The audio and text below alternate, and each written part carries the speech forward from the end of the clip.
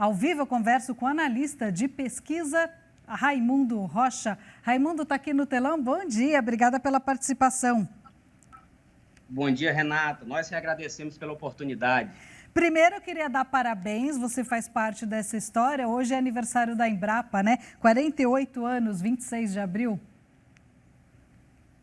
Isso aí, Renata. A Embrapa faz 48 anos e, em nome de toda a sua equipe de funcionários, nós agradecemos a esses 48 anos produzindo tecnologia que fez com que o Brasil virasse essa potência que é hoje na produção de alimentos.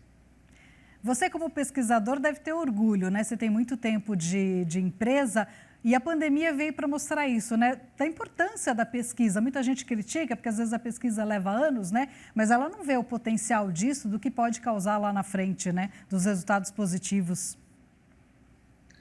Exatamente isso mesmo. É um resultado que ele vem de forma paulatina, né, Renata? Se nós pegarmos um pouco aí, analisar a cadeia produtiva de arroz no estado do Tocantins, né, desde da sua formação, é uma das cadeias mais antigas que o Tocantins tem, é a cadeia de arroz, para a gente entender um pouco, né, a importância da Embrapa, a importância das pesquisas realizadas pela Embrapa na evolução dessa cadeia. Se você me permite, eu posso fazer uma pequena contextualização de quando iniciou esse trabalho e a posição que nós chegamos hoje. Contar essa história, que é super importante para a gente entender o começo, meio e fim, né? Certo, Renata. Veja bem, as pesquisas da Embrapa, né, no Tocantins iniciaram aí na década de 80. Né? Se fizermos um comparativo com números, né, da produção e produtividade do arroz na década de 90, não é, com a atualidade, veja só, o Tocantins já teve uma representação diária em torno de 400 mil hectares com arroz. Né? São dois tipos de produção de arroz, né? O arroz irrigado e o arroz de terras altas. Né? No início da produção, aí na década de 80, arroz de terras altas ocupava uma área significativamente superior quando comparado com arroz irrigado. Então, pegando o número de 90, digamos, o Tocantins tinha praticamente 200 mil hectares de área plantada, com maior representação com arroz de terras altas, né? E tinha uma produção em torno de 260 mil toneladas, conforme números levantados pela Conab. Se nós pegamos hoje, o Tocantins tem em torno de 120 mil hectares de arroz, desses aí 110 mil de arroz irrigado e 10 mil de arroz de sequeiro. Você viu que ocorreu uma redução dessa área de arroz de sequeiro e, no entanto, aumentou a área plantada com arroz irrigado.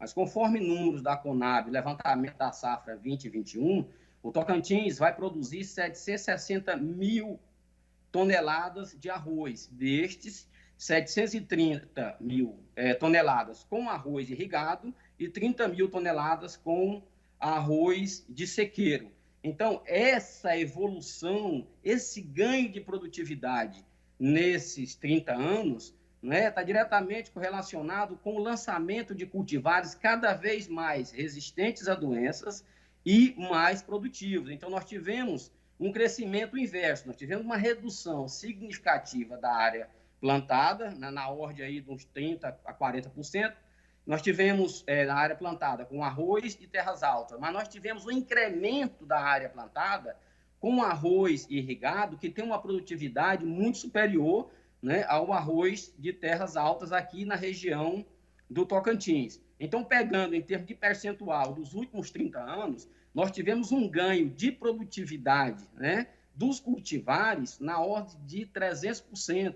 Então, vem tendo ganhos a passo largo em torno de 10% por ano, que tornou essa cadeia produtiva de arroz no Tocantins essa potência que ela é hoje. Mas mostrou também a importância de cultivares específicos para a região, né? Para essa questão, para a cultura do arroz dar certo por aí, né? Exatamente, Renata. Veja bem, o Tocantins, antes, ele plantava cultivares que vinham mais do sul. Então, as pesquisas da Embrapa não tinham a intensidade que nós temos hoje. E isso foi proporcionado graças às parcerias que a Embrapa fez. Então, a Embrapa, na última década, ela vem priorizando as parcerias, não é, público-privadas. Só para você ter uma ideia, a Embrapa firmou uma parceria, né, nesses últimos 3 anos, né, com a Universidade Estadual do Tocantins, né, com o Rural Teams e com 3 empresas privadas, porque anteriormente o setor de produção, né, de semente ele era muito estratificado, ele era desorganizado.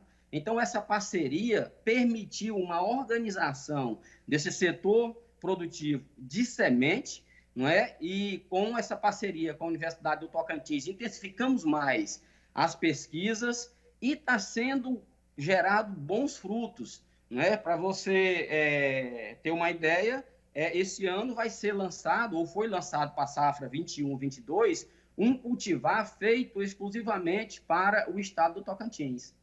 É BRSTO, né? BRS Tocantins, é isso? Não, a BRSTO, ela vem sendo trabalhada de forma concomitante, né? Para você ter uma ideia, um cultivar, ele leva em torno de 12 anos para ser lançado. Trata-se de um cultivar BRS A704, material que foi lançado agora e vai entrar para a produção da safra 21-22. Só falando aqui um pouco dos números, desses 110 mil hectares plantados com arroz irrigado, os cultivares da Embrapa cobrem em torno de 90% dessa área. Essa cobertura ela é proporcionada por 2 cultivares, né? Sendo ela a BRS Catiana e a BRS Pampeira. Então, dessas duas, a BRS Pampeira caiu mais nos produtores, ela ocupa em torno de 70% da área e a BRS Catiana ocupa 30%. Para que essa cadeia se torne cada vez mais sustentável, né? Principalmente relacionado a problemas de doença, a Embrapa, né, por meio do fruto já gerado com essa parceria, que já é fruto dessa parceria, a 704, lança a 704 para somar força nessa base produtiva de maior resistência à doença, não é, nos projetos de arroz irrigado do estado do Tocantins. Se você me permite, eu poderia exemplificar aqui alguns componentes produtivos da A704 que vêm, não é, com uma característica, de certa forma, até um pouco superior aos 2 materiais que já estão no mercado. Quais são as características da BRS 704? Veja bem, a BRS Catiana é altamente produtiva, a Pampeira também, mas a BRS A704, ela vem com uma base genética de resistência à doença bem superior, bem mais significativa. A Embrapa está conseguindo, ultimamente, fazer uma leitura, não é, das demandas do setor produtivo de arroz irrigado do estado do Tocantins e está produzindo cultivares, né, que se encaixam como uma luva, não é, nesse setor produtivo. E a BRS A704, ela vem com essa base bem larga, não é, de resistência à doença, então são 14 fontes de resistência, não é, proveniente de 22 genitores resistentes, já conhecidamente aqui na região, que tornam uma base de 45%, né, de resistência à doença. Aí, quando nós pegamos componente de produção, esse cultivar em ensaio no Rio Grande do Sul, que tem condições superiores climáticas ao do Tocantins, para a responsividade desses cultivares, né, em termos de produtividade, lá ela bateu o teto aproximando as 15 toneladas por hectare. Mas nos ensaios médios, né, nacional, esse cultivar ele atinge próximo de 9.500. Então, ela tem um teto produtivo muito elevado. Né? Outra coisa, com relação à qualidade de grão, é uma cultivar que entrega um grão inteiro na ordem de 67%.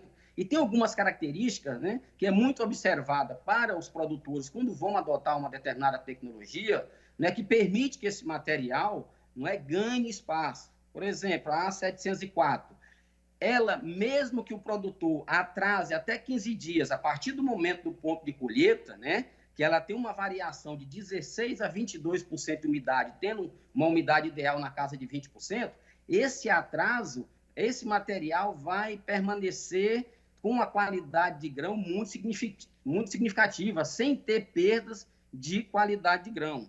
Uma outra coisa, esse material, ele entrega um grão longo, fino, prêmio, uma qualidade desejada pelo consumidor tocantinense, né, e brasileiro.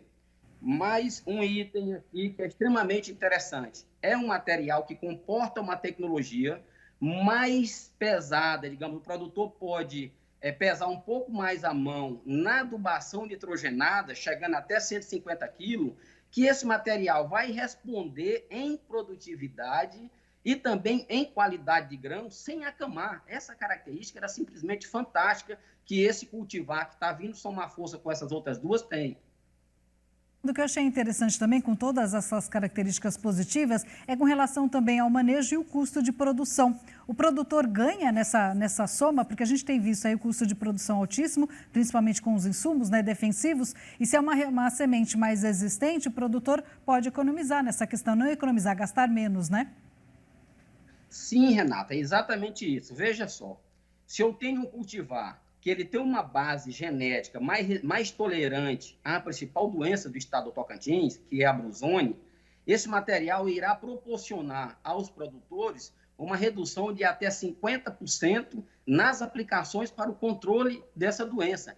Então, essa melhor eficiência no controle dessa doença irá proporcionar uma redução de custo. Imagina só, uma redução de 50%. Se fazia 10%, com cultivares mais suscetíveis, eu vou reduzir para 5%. O produtor acaba, né, adicionando essa redução de custo, não é, no ganho líquido lá na frente. Sem falar de que é menos defensivo agrícola que é aplicado, e, de certa forma, o meio ambiente também agradece a esse tipo de coisa. Então, a Embrapa está sempre muito atenta, não é, a estar lançando os cultivares mais sustentável e com menor necessidade de uso de defensivos agrícolas. Acaba que o melhor controle, né, da brusone, né, reduz o custo de aplicação e aumenta a produtividade desse cultivar. Tá ótimo, Raimundo. Obrigada pela entrevista, pela participação. Foi ótima a sua explicação. Obrigado aí, em nome da Embrapa, nós agradecemos Eu que a agradeço. oportunidade. Até a próxima. Até.